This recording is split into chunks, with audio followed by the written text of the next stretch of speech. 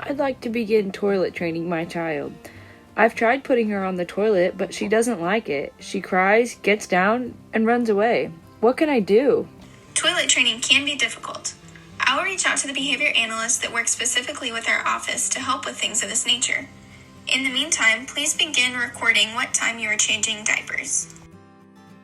A few moments later. Hi, Debbie. I was hoping you could help me out with a case.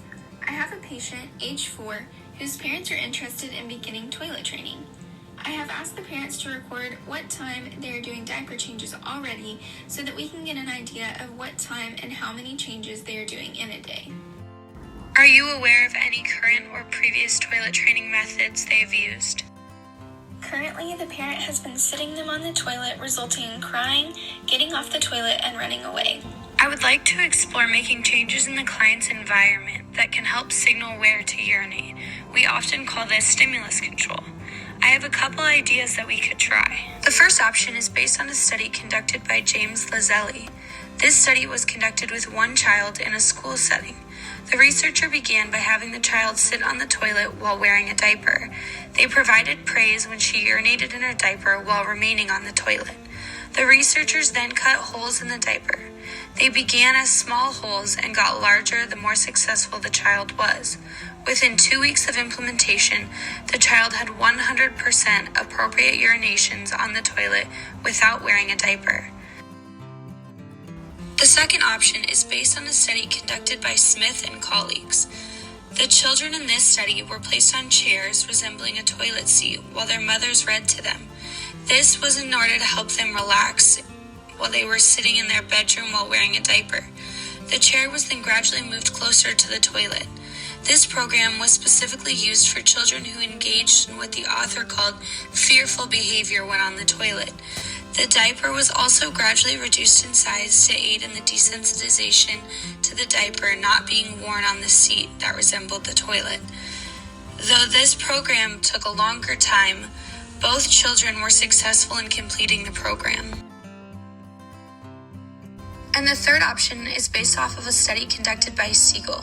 During this training, a floating target was placed in the toilet, and the participants were given reinforcement when they urinated and hit the target.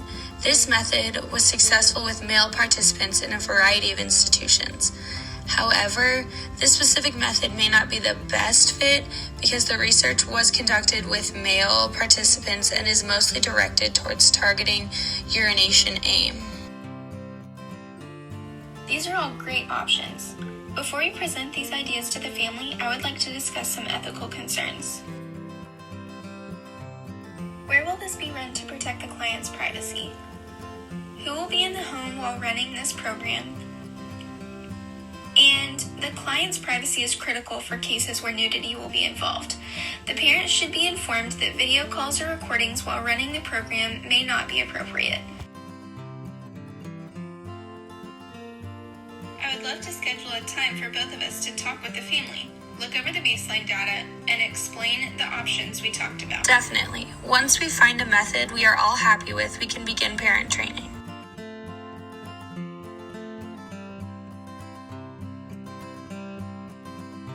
Hello, Susan. Thank you for meeting with us today.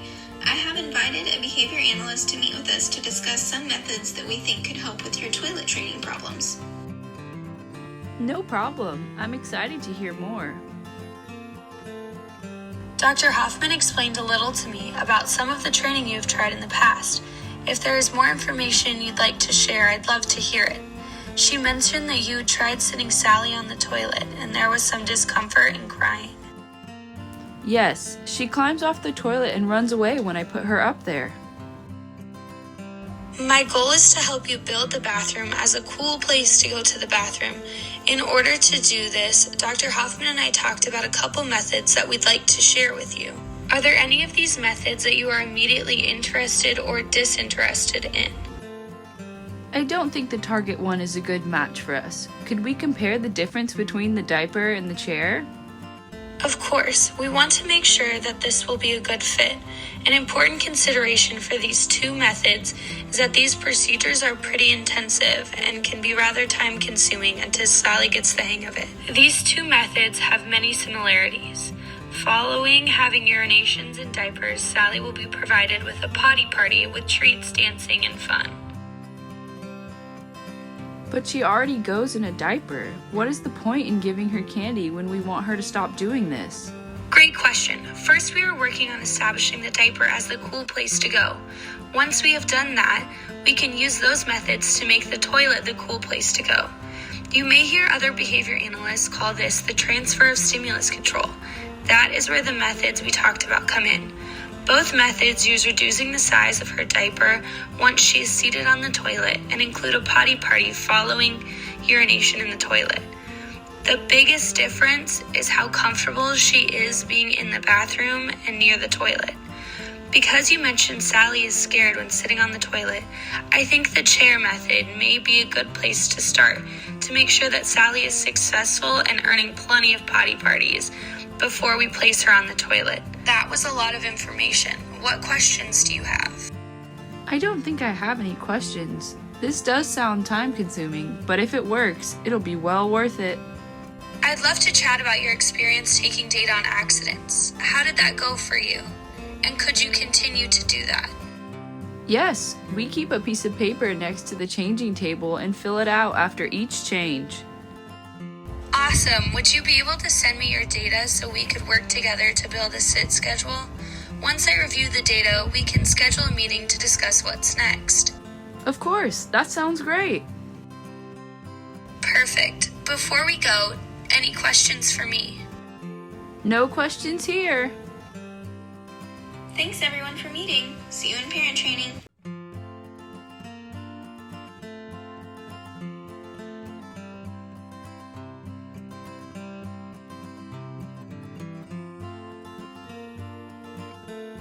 Thank you for meeting with me again. Did you get a chance to look over the link for the special chair?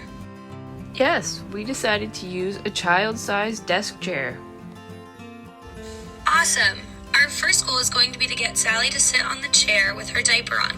It looks like based on the data sheet, there are some times throughout the day that she is more likely to urinate in her diaper. Those times look to be around 8 a.m., 12 p.m., 3:30, and 6:45 p.m. We are going to target those times specifically. So at about 7:45, you will set Sally on the chair and read her a book or do a puzzle. If she urinates anytime in the next 30 minutes, provide her with a potty party. We really want to go all out with these. Candy, iPad, dancing, things that you think will make Sally more likely to use the diaper while sitting on the chair. Let's shoot for 15 minutes before each time and sit for 15 minutes after each time. So that's our first goal. Do you have any questions? Nope, seems pretty clear to me. Great. I'll write up all of the things we talked about today and send it your way. Let's schedule to meet soon. Until then, will you continue to send me the data you've collected prior to our next meeting? Of course.